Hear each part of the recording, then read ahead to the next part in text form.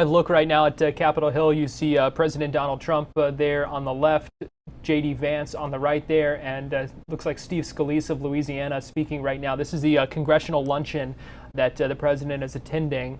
So a live look right now there is the Inauguration Day. Events continue in our nation's capital today, and our coverage continues here on Fox Local. And joining us live now via Zoom is Florida State Representative Anna Eskamani from Orlando to kind of give us a Democratic response and reaction to the day's events and kind of what we have heard so far today. And so, Representative Eskamani, we appreciate you joining us here on Fox 35 News Plus. Thanks so much for having me, and of course, wishing everyone a blessed Dr. Martin Luther King Day as well.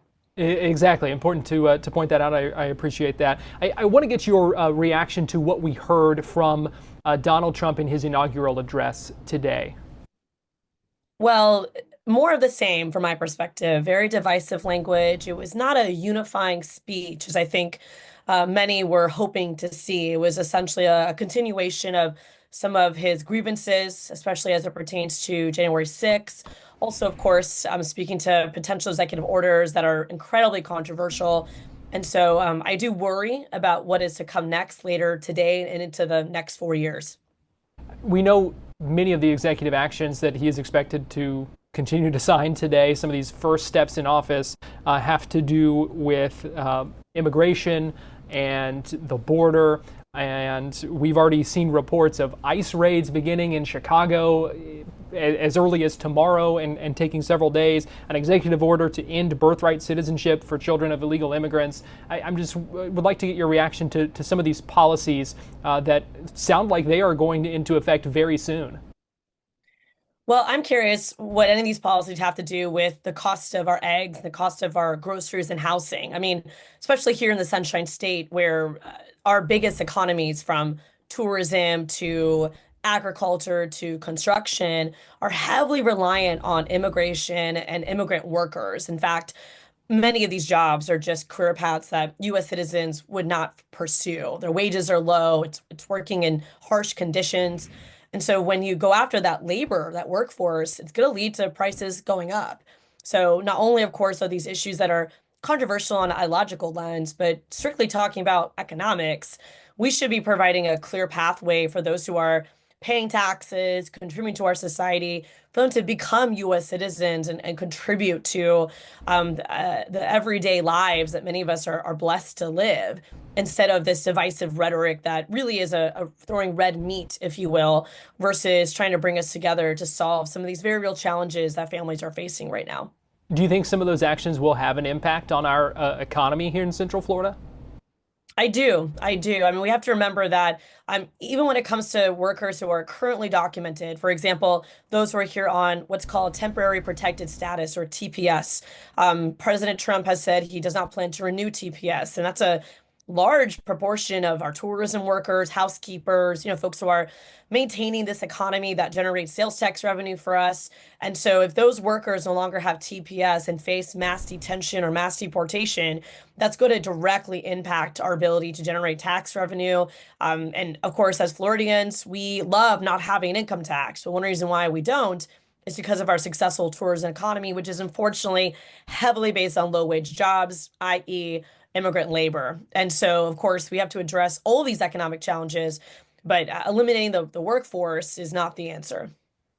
We were talking a little bit ago in the show with a political analyst and about how the kind of resistance to Trump has seemed a little bit different this time around. Maybe not quite as vocal as it was when he took office after winning the election in 2016.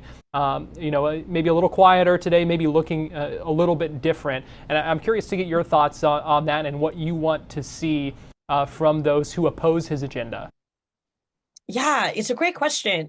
We need to be more strategic, and I've been saying that for the past 4 years now. You can't just be against someone. You have to provide a contrast, a future that people can aspire towards. And ironically, President Trump, though he's not popular as a figure, many of the policies that he's talking about are populist in nature that are appealing to everyday Americans. Now, with that said, he won on a tight margin. He doesn't like to say that, but it was a tight margin that he won by.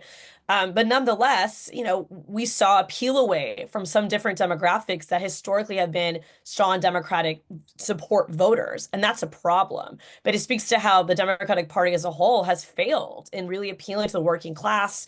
And again, there's irony here. I mean, here's President Trump talking about a merit-based society. And yet, if we were going to operate as merit-based, he shouldn't be president right now.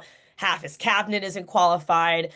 And so I think there's plenty of criticism and holes to poke in his rhetoric, but his rhetoric does reflect, I think, the grievances that a lot of Americans have towards the political system. And so what Trump is saying to everyday Americans is neither party cares about you, but I do. And I think he's leveraging this sense of disconnect that people have in the political system, which I try to, of course, provide a contrast to as well, and why we champion economic issues, working class issues. We challenge corporate greed in my team. But unfortunately, I am the exception, not the rule. So I do think Democrats need to be strategic in how we use our energy. And of course, not fall back into this same cycle of just protesting. We have to give people something to aspire towards as well. And I want to get your thoughts too on the future of the Democratic Party here in Florida, because we do know that Republicans have the registrations have vastly outnumbered now Democrats in the state. Florida politicians are really getting a clear line to the president, playing a number of roles in his administration. And in that kind of thing, expected to bring a lot of Florida policies to kind of Washington, D.C. And so I'm curious what you think the next steps need to be for the Democratic Party here in Florida. Well, it's important to note that even among the Republican Party, there are schisms, right? I mean, we're seeing tension right now between Governor Ron DeSantis, President Trump, and our own legislative leadership, the Speaker and the Senate President. But putting that aside for a moment, the Democratic Party has a lot of work to do, and they can learn a lot from us in Orange County. When I look at our local county commission races, that they were incredibly tight and competitive races. Our candidates champion things like smart growth, taking on developers, and of course, pushing against the power of the tourism industry and pushing for flexibility to tourism development tax, which is a important policy that would give everyday citizens the investment of infrastructure dollars through the tourism economy. And these are topics that, again, are not partisan per se, but the way the race is built out, where Democrats were championing these more populist issues and Republicans were maintaining the status quo. And we won all three of those races, despite being outspent in some occasions 8-1. And so I think as Democrats, we need to go back to our roots. Now, of course, the Florida registration is challenging because Republicans have made voter registration difficult. I'm one of the few people who still do voter registration drives because the penalties, if you do it wrong under state guidance, are huge, upwards of $50,000 fines. So we are navigating a state system that is really built to be inaccessible, that has consolidated power in the executive branch, and of course, that makes changing the voter registration numbers more difficult because we have these systemic barriers now in our way. So what's your bottom line here? Last thing I'll ask you, I'm just curious what your message might be to those who are concerned with this new administration taking office today, and kind of where things go from here over the next 4 years, or at least the next couple of years, with Republicans in charge of both chambers as well. Get involved. I have a lot of constituents who I'm not watching the news today, that are trying to tune out, and I empathize, understand why folks would do that. But it's really important for us to hunker down if we want to truly build a city, a county, a state, and a country that believes in collective prosperity, that is going to lift up all people. We have to work towards that vision. And so get involved with our legislative office, volunteer on a campaign, help with a local nonprofit, give back to your community. We all have to step up and be there for one another today and every day. All right, State Rep Anna Eskamani from Orlando, really appreciate you joining us this afternoon here on Fox 35 News Plus.